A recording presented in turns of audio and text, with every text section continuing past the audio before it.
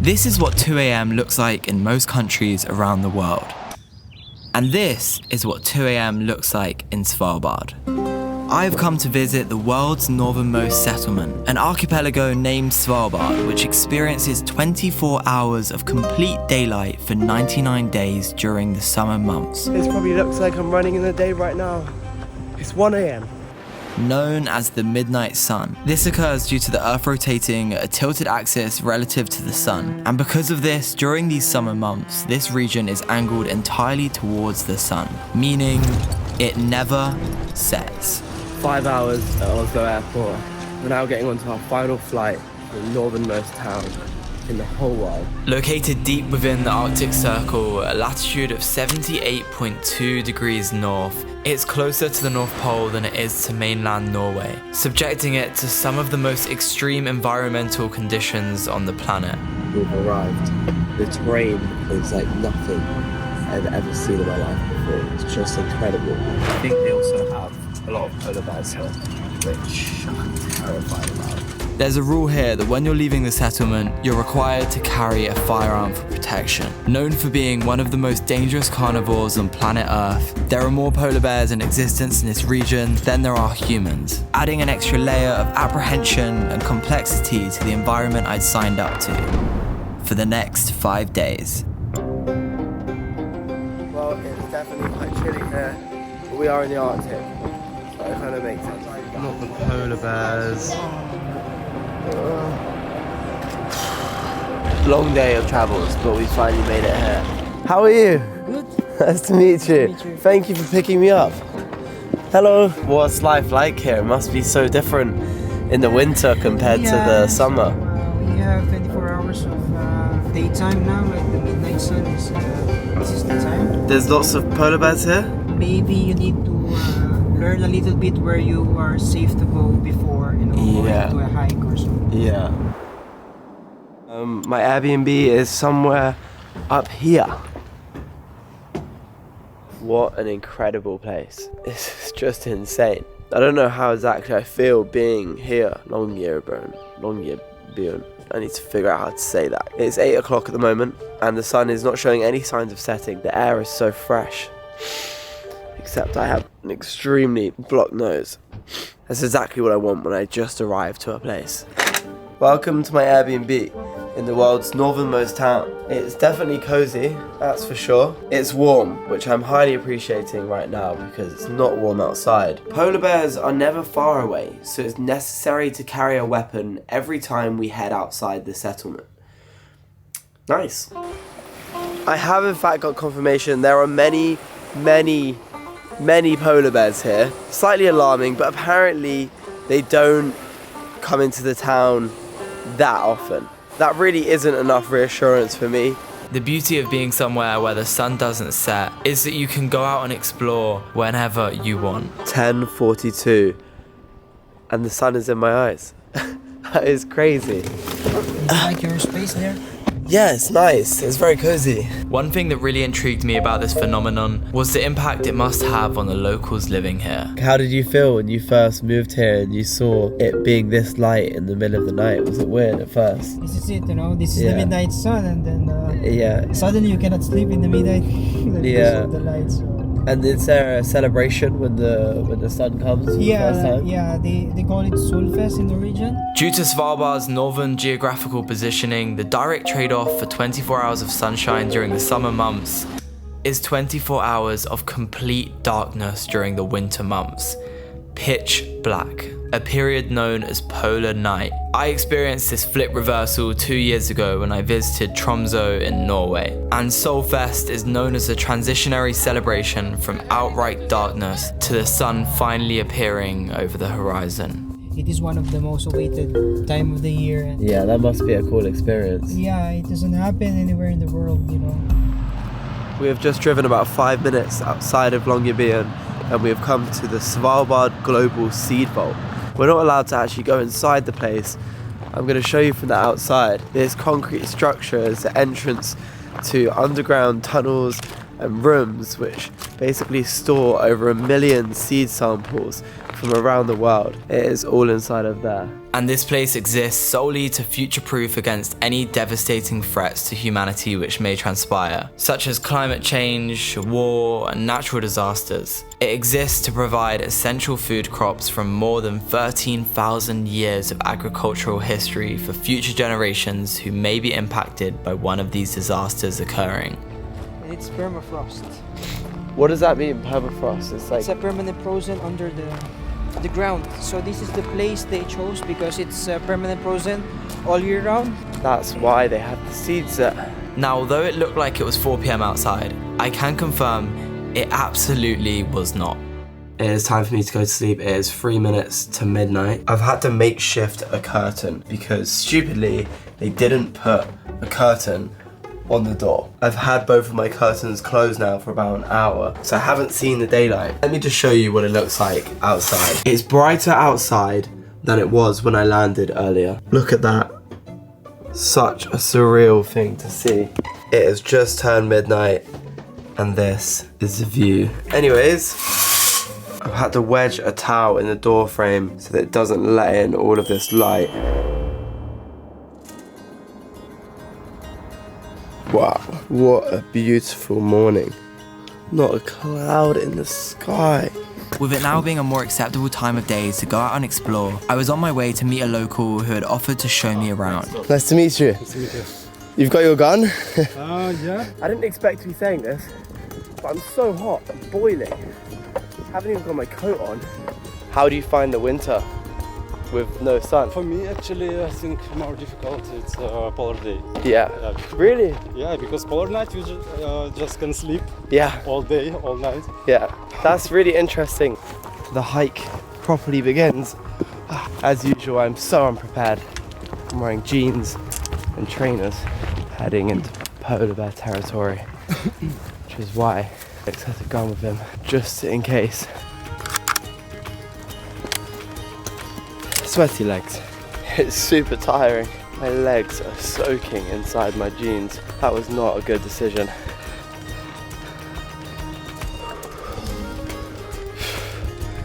I seriously underestimated this hike. Hopefully the view at the end is worth it.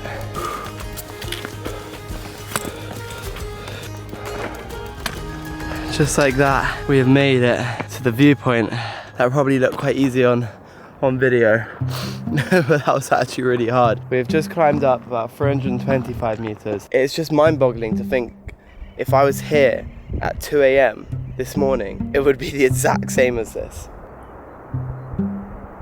You can write your name and maybe leave some links for your social media. Might get some subscribers. If you ever come to Svalbard, come up here and send a picture of my name. Now to go all the way back down. It's been amazing meeting you, Alex. Thank you for having me. See you. Goodbye. Let's go and check out the store of Svalbard. Before we go check out the northernmost shop in the whole world, I have something very important to talk about. As you can imagine, I spend a lot of money on my travels and I'm always looking for new ways to save money abroad. Monzo is a bank that can save you money whilst traveling and make managing your finances a lot easier. What's great about Monzo is not only do they show you the different exchange rate for each country you're in, you can pay anywhere in any currency with your Monzo MasterCard, without the sneaky fees or hidden charges that can crop up whilst traveling. Whether you want a new travel companion that could save you money abroad, or you just want a card that looks like this, or just search for Monzo on your app store. This store is huge. It literally has everything here. I'm amazed. This is the northernmost supermarket in the whole world, and you can get all of this. I think it would be rude not to take a baby polar bear back home with me. Taking you back to the UK. Might be a bit warm there though, I don't know if you'll like it. So Svalbard is actually tax-free and there is no VAT on any goods purchased here. If you want to buy a coat, for example, it's a good place to buy one. I was actually planning on doing that, but it's so sunny. And now for the cool part of the shop. All the guns. They've got to make a lot of money selling guns here, as if you want to leave the town of Longyearbyen, you have to take a rifle with you, unless you're in the car, I believe. The time is in fact 9 p.m. The fact that the light stays the same all day round is so confusing. What a unique place. Welcome to a restaurant called Vinterhagen. Oh wow, it's so cool in here. Wow, look at this place. They promised to have some Arctic food. I've just got given some seal tartare. Now I didn't ask for this, but I've been given it, so I must eat it. That is really good. I have been recommended this Arctic smoked trio, which has a seal, whale, and reindeer. There is also a reindeer steak or a whale steak. Comes your reindeer steak. Wow. Thank you so much. I don't think eating whale on the internet would have gone down too well. We're gonna stick to reindeer.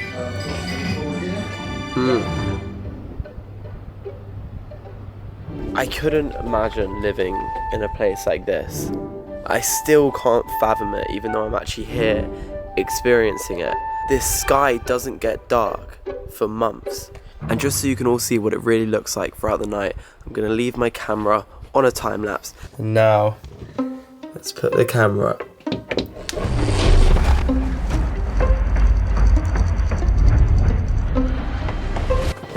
Good morning, 8:49. So it is slightly gloomy out today. We're about to get picked up to go on a tour to explore the reason why this town exists in the first place. The coal mining industry here laid the foundations for settling at such high latitudes and eventually allowed Longyearbyen to grow into the town it is today. For more than a century, coal mining was the primary industry in Svalbard, and the region's few settlements were initially established as complete mining communities. But before I even got the chance to learn about all of that, this happened. Yeah, if you don't shine the light into my eyes, I will. Yeah, I did that deliberately just to annoy you. I thought so. Yes. You have an attitude. I can't believe I just filmed the people beefing. That has to be one of the funniest things I have seen today. We now have a long walk into coal mine number 3. The reason Svalbard was kind of founded and became a big deal in the first place was due to the high quality coal found in the mountains. We're now heading into the black hole, or the actual coal mine. So we're walking about 850 meters into the mountain. I did not realize how cold it was going to get down here. And it's like the hottest time of the year. Cannot imagine what it would have been like in the winter. That makes sense why it's so cold, because there is a ton of permafrost right above us. The ceilings are completely covered with the permafrost. I am now crawling through one of the mines, and apparently this is luxury height. Oh my god, this is so low down. Let me show you this. Look. I'm sorry for sticking my butt into your face. Sorry for holding you up. Although this was such an insightful experience, I can confidently say I will not be going to work in any mines anytime soon. And I'm lucky enough to not have to. This is probably the only time in my life I'll be able to go for a run at 1 a.m. in the morning and the sun will be out. I can't lie to you guys, I am extremely terrified of seeing a polar bear. One of the recent times they've been seen in the town, it's like at night time, I'm actually like genuinely petrified. I cannot believe this. I'm running down the streets at 1 a.m. This probably looks like I'm running in the day right now. It's 1 a.m. in the morning. No polar bears spotted so far. They seem to be doing okay. I'm probably overreacting, but like if I genuinely see a polar bear, I don't think there's anything I can do. My head is on a swivel this whole time. This place truly has to be one of the coolest places I've ever visited in my life. And I've visited quite a few places. A 1 a.m. run in broad daylight, terrified of being attacked by polar bears, completed it. Feeling very grateful to be here right now.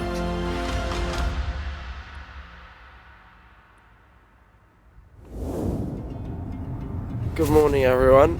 It is absolutely Baltic outside today, or should I say it's Arctic. Thank God I bought some gloves yesterday, otherwise I would be absolutely today. Freezing temperatures aside, I was on my way to go and explore the most anticipated part of this trip to Svalbard, a Soviet ghost town. We have set sail. Our first stop is a glacier, I believe, but we might have a chance of seeing a polar bear.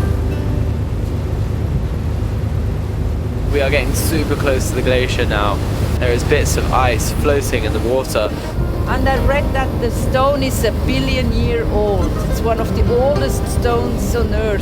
It means 1,000 million years old. It's crazy to see how much of this glacier has melted in the last 20 years. Global warming is obviously a big deal all over the planet, but especially here, around the North Pole.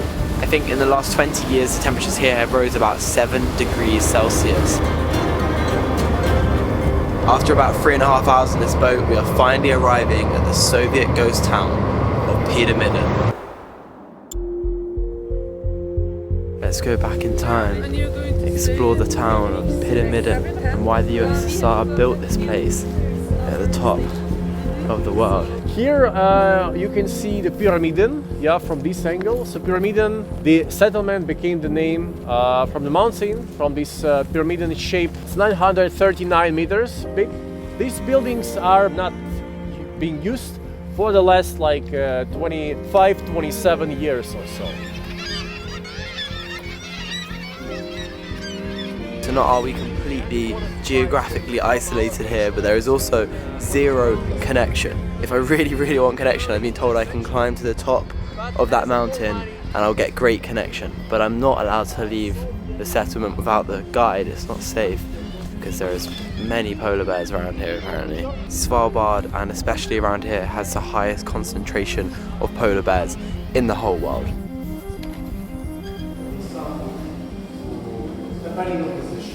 So this is actually one of the buildings where people who work in Pyramiden live, and they've had to put bars on the windows. About 2 years ago, a polar bear climbed into the window, through the window. So after that case, the bars had to be put on the windows, and now it looks like a jail. This is only for protection.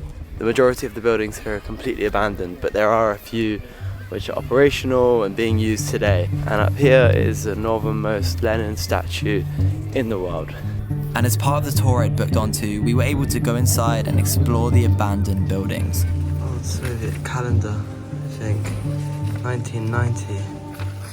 And in here is the kitchen where they would cook for about 150 people. This is the concert hall or the cinema where they'd show movies, and at the weekends, I believe they'd have bands playing or people acting. And inside here is one of the music rooms, an old Soviet drum set. Once upon a time there were children learning to play the piano, the guitar, and now it's just full of tourists and YouTubers making videos. This place was a town full of people living, working, children learning and playing. What a unique place this is. It's just amazing.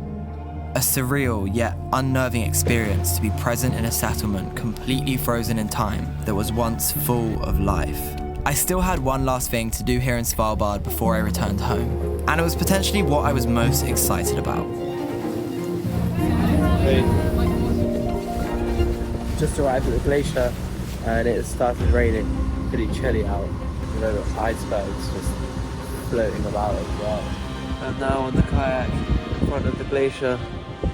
Got my friend Sebastian doing all the work out front. Sorry mate, just taking a video or two. Actually, I was here I think 2 days ago or something, and the difference is really big when it comes to like the glacier front. So you can now see or spot a lot of like very bluish pieces. So that's where the glacier is calving. Wow!